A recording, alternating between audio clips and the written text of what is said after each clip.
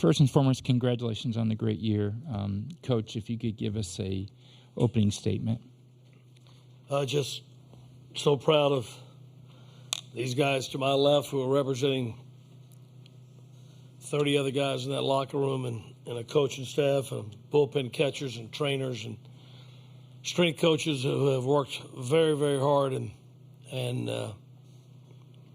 took us on a ride of a lifetime because this place is so magical and it's so fun to get here and it's so hard to leave. It's just such a super place. Everybody in the community, the Air Force Base, who was kind enough of General Cotton to host us the other day, gave our players and staff a day of total eye-opening enjoyment and life, what life's all about. And just the people at our hotel couldn't have been more hospitable and welcoming. And just, like I say, it's a hard place to get to. It's a great place to get to. And it's hard to leave. Thank you. At this time, we'll ask questions for the student athletes. First question over here. Mark Allen, College Baseball Central. Logan, can you speak about what was working for you today and to go 7 innings in this ballpark and do what you did today with that very difficult Gator lineup? Well, the changeup was working today, and it worked early when I didn't have my fastball command in the first couple innings. But without that defense behind me, there's just no way that I do what I do up there. So big credit to Souls and Wright catching that diving play. I mean, that was huge. And Butters doing what he does and all the other guys doing what they do. That's what makes me successful. With the wind blowing in, I've got confidence in all my guys that I can go out there and pitch and let them hit the baseball and we can make plays behind me. So other than the change-up fastball command and just knowing that they're behind me is what worked today. Logan, you talked about going into this that you were on the team in 21, but didn't get a good chance to pitch in this ballpark. What did it mean to you to be able to show out on this stage? It's everything. You know, this is what you play for, and I never got a chance to travel to this place, so this is the first time for me too. And I'm very happy that I'm able to share it with a bunch of guys for the first time and able to be here with the guys that came back. And it's been nothing short of spectacular.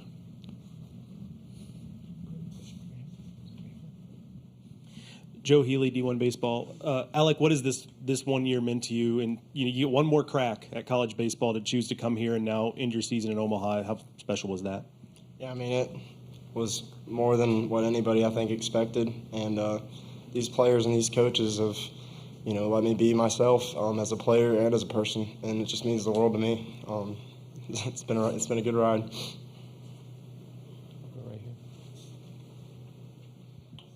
I guess, Alec, you kind of answered this, I guess, for the other two gentlemen. Just leaving something better than you found it. What does that mean to you, Sam and Logan? You guys have been here a while, and, this is an elite level that NC State got to. Yeah, I'm just grateful for the last 5 years.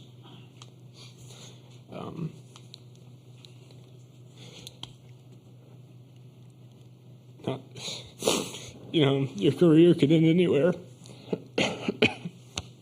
But for it to be here is special.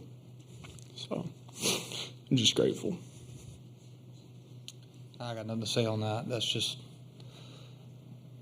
I followed a lot of Sam's steps, and that's all I've been trying to do all year. Watching him compete in Omaha was the one thing when they got snubbed I wanted to come back and do for him. And I think what we leave behind is that no matter what you face, there's always a chance, and all you want is a chance. And I'm hoping that we leave something along the lines of, never give up. And y'all hear it 1,000 times with Jim Valvano. So we hope that we keep leaving that legacy behind. Last question for the student athletes. Sam, what does it mean to you to hear a guy like Logan, a 6-year veteran, talk about when to follow in your footsteps and getting all the guys that came back to get this program back to Omaha? Yeah, it means the world, and what he did today was remarkable and not surprising at all. Guys like Amac and Pennington who choose to come here and spend the last year of their college career here, just been the backbone of our lineup all year.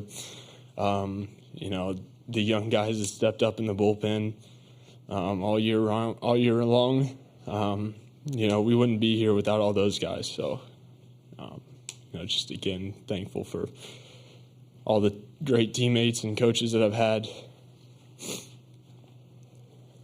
Gentlemen, thank you. We appreciate everything you did for college baseball, and we know you have a great future ahead of you.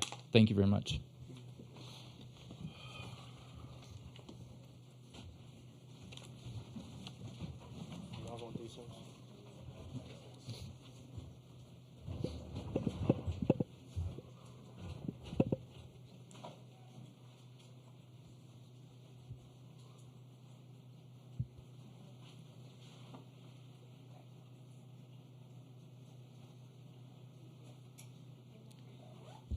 Okay, we'll open it for questions for Coach.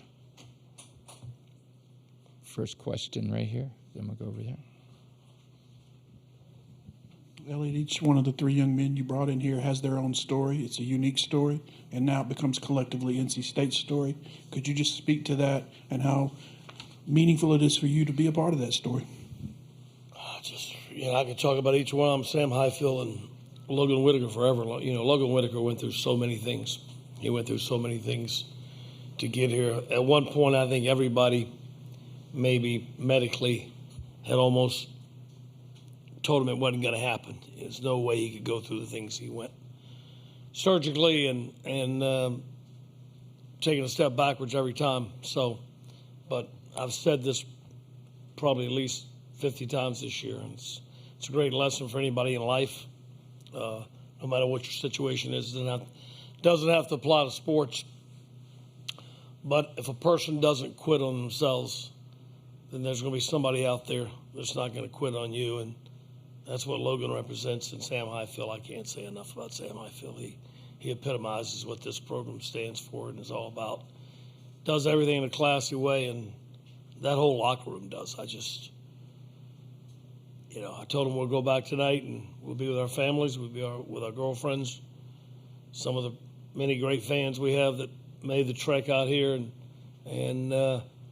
but you'll always be remembered for how you leave a place, not what you did, and I'm sure they'll do that again tonight, and just really proud of everybody that's a part of NC State baseball.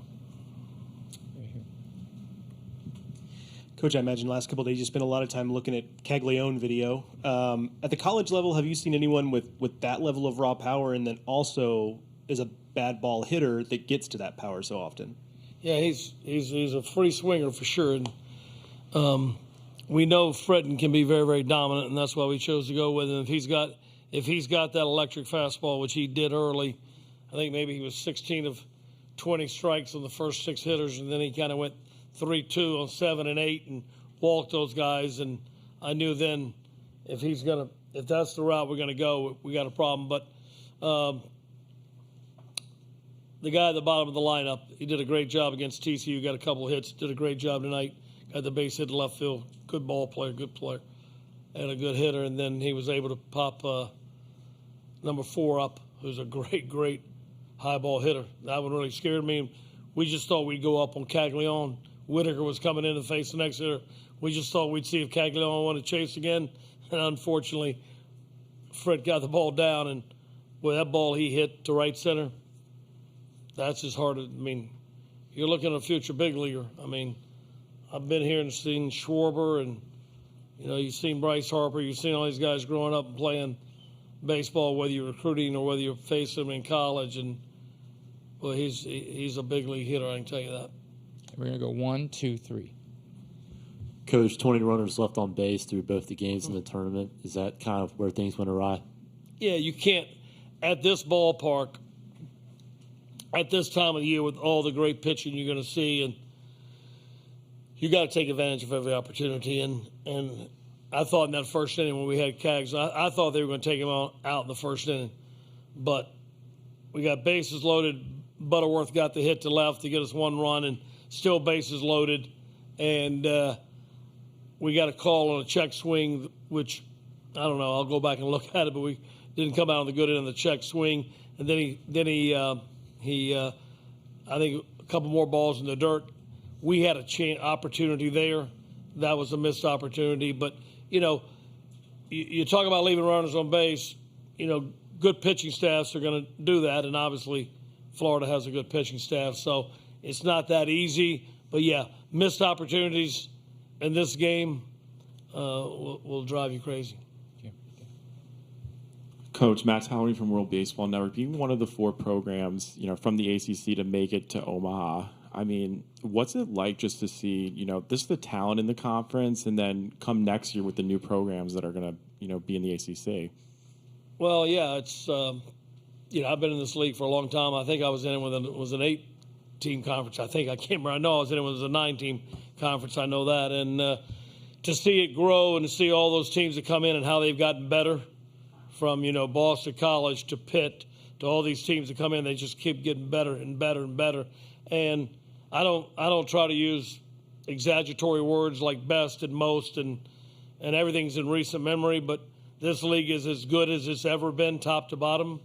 And next year, when you add a couple more teams to that, it just keeps getting better and better and better. So I don't try to compare leagues. I've been in a few leagues and they're all good and it's hard to win. It's just everybody tries to win and it's hard. But obviously, this is one of the top conferences in the country. I think this weekend is certainly, if there were any doubters of that, is shown that. And it's a lot of talented players in this league, certainly. Okay, last question for Coach right here.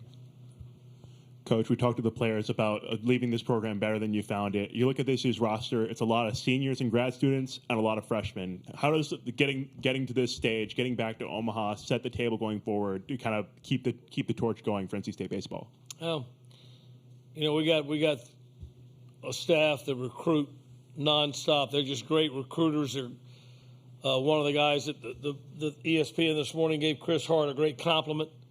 I think Chris Burke called him a savant for talent. Like he has and a part of that how hard he works. It's not just having a nose for it like a bird dog. It's just part of it is his work ethic gets him right more than he gets him wrong. And but we have a lot of young pitchers coming back that Sam alluded to that got a lot of valuable innings on valuable stages this year that are going to make us feel pretty good coming back. But then, obviously, when you think about replacing Logan, Whitaker, Sam Highfill, Makarewicz, Pennington, Noah Souls, who's been with this program so long, Jacob Cozart will be in the draft. And I don't know of anybody that outworks him or loves this game more or works at his trade and takes care of his body with what he eats and how he lives his life than Jacob Cozart. So we're going to lose some guys to the draft, possibly Eli Serrano and Butterworth. So, yeah, it's a good number of young arms coming back, and you got to have pitching to be successful. But obviously, we're going to have to go home now and work very hard to fill a lot of holes to give us a chance in this conference next year. Coach, we appreciate your time and Appreciate congratulate you. you on the great year and what you do for college baseball. Thank you very much. Yeah, thank you.